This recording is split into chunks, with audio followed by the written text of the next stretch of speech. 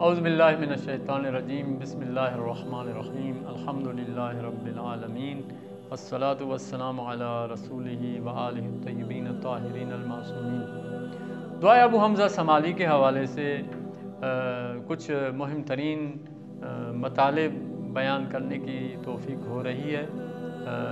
آج کی اس نشست میں امام علیہ السلام ہمیں بارگاہ پروردگار میں حاضر ہونے اور انسان کا اپنے بارے میں معرفت حاصل کرنا اور اسی طرح انسان کا اپنے حال پر رونا اور گریہ کرنا کہ انسان جو ہے وہ کیا ہے، قیامت میں جب قبر میں ڈالا جائے گا یا اس دنیا میں اتنی نعمات کے باوجود انسان جو ہے وہ کیا ہے، مغرور ہے، خدا سے غافل ہے، خدا سے دعا نہیں کرتا، خدا کی بارگاہ میں نہیں آتا، تو یہ رونے کا مقام ہے۔ تو امام علیہ السلام اس بات کو اس جو دعا کے حصے میں ہمیں سمجھانا چاہتے ہیں، تو آئیے دیکھتے ہیں۔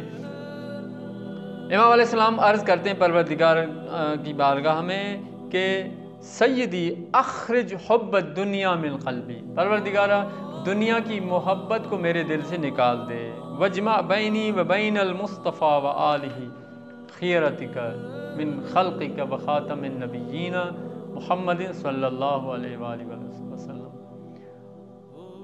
اور آگے فرماتے ہیں وَانْقُلْنِي إِلَىٰ دَرَجَةِ التَّوْبَةِ إِلَيْكَ، اپنی بارگاہ میں توبہ کرنے کی کا درجہ مجھے نصیب فرما، وَأَعِنِّي بِالْبُكَاءِ عَلَىٰ نَفْسِي، اور مجھے توفیق دے اور میری مدد فرما کہ میں اپنے اوپر اپنے حال پر گریہ کر سکوں۔ کس لیے گریہ کروں؟ فقد افنیت بالتسویف والاعمال عمری، میں نے پوری عمر کو، اپنی پوری زندگی کو جو ہے وہ کیا ہے، آرزوؤں پر گزار دیا ہے، اور آج کے کام کو کل پر چھوڑنے، تسویف کہتے ہیں آج کا کام جو کرنا چاہیے کل پہ چھوڑ دینا، ان مسائل میں گزار دیا ہے۔ وقد نزلت منزلۃ الآیسین من خیری، اور میں ایک مایوس انسان ہو چکا ہوں، اس لیے مجھے اپنے اوپر گریہ کرنے کی توفیق دے۔ فمن یکون اسوأ حالا منی، اور مجھ سے برے حال والا کون ہو سکتا ہے؟ ان انا نقلت علی مثل حالی الی قبری لم امہدہ لرقدتی، پروردگارہ اگر میں اس دنیا سے قبر کی طرف چلا جاؤں تو میں نے تو قبر کو تیار ہی نہیں کیا آرام کرنے کے لیے، وہ میرے رہنے کا، میری جو ہے وہ آخری آئندہ زندگی کا ایک بستر ہے، جس بستر کو جہاں پر سونے کے لیے اس کو میں نے تیار نہیں کیا۔ وَلَمْ أَفْرُشُ بِالْعَمَلِ الصَّالِحِ لِلزَّجْعَةِ، اور وہاں پر عمل صالح کے ذریعے میں نے وہاں بستر نہیں بنایا۔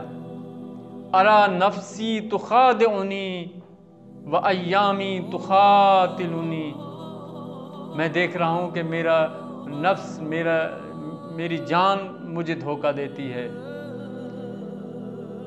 اور یہ ایام جو گزرتے ہوئے دن ہیں انہوں نے مجھے چھوڑ دیا ہے، لہذا فما لی لا ابکی، بس میرے لیے کوئی چارہ نہیں ہے کہ میں گریہ نہ کروں۔ امام علیہ السلام بارگاہ پروردگار میں حاضر ہو کر اپنے حال پر گریہ کرنے کی تعلیم دے رہے ہیں۔ کس لیے کن کن چیزوں پر گریہ کرنا چاہیے؟ ابکی لخروج نفسی، میں گریہ کروں کس پر؟ کہ میری جان میرے جسم سے نکل جائے گی۔ ابکی لظلمت قبری، اور میں گریہ کروں گا کیونکہ میں قبر میں ڈالا جاؤں گا تو وہاں پر ظلمت ہوگی، تاریکی ہوگی۔ ابکی لضیق لحدی، میری قبر جو ہے وہ تنگ ہوگی۔ ابکی لسؤال منکر و نکیر، اور میں گریہ کروں گا، میں گریہ کرتا ہوں منکر و نکیر کے سوال کرنے پر۔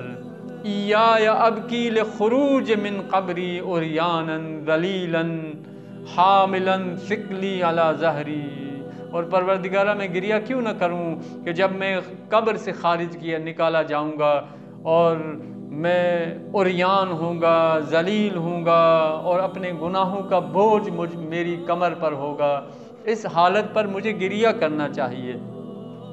انظر مرتن عن یمینی و اخری عن شمالی اذ الخلائق فی شان وغیر شان، اور جب میں دیکھوں گا قبر سے نکل کر تو کئی لوگ ہوں گے، ان کی شانیں بلند ہوگی، لیکن میں بیچارہ ہوں گا کہ گناہوں کی وزن کو اٹھائے ہوئے قبر سے نکلوں گا۔ تو اس دعا کے حصے میں امام علیہ السلام انسان کو تعلیم فرما رہے ہیں کہ انسان اپنے حال پر گریہ کرے، اپنے اس دنیا میں خدا سے دوری، عبادت میں توفیق کا نہ ہونا اور آخرت میں انسان کا اٹھایا جانا اور گناہوں کا بوجھ انسان کے اوپر جو ہے، ان سب حالات کو انسان مد نظر رکھتے ہوئے اس حالت پر گریہ کرے انسان، اور اس گریے کے بعد وہ جو قلبی صفا انسان کو حاصل ہوگی تاکہ انسان اس معرفت کے جو ہے وہ بلندیوں پر حرکت کر سکے۔ امید ہے کہ انشاءاللہ اس رہنمائی سے ہم سب استفادہ کر سکیں، اور انشاءاللہ آئندہ جلسات میں مزید اس دعا کے مختلف حصوں کو عرض کیا جائے گا۔ والسلام علیکم ورحمۃ اللہ وبرکاتہ۔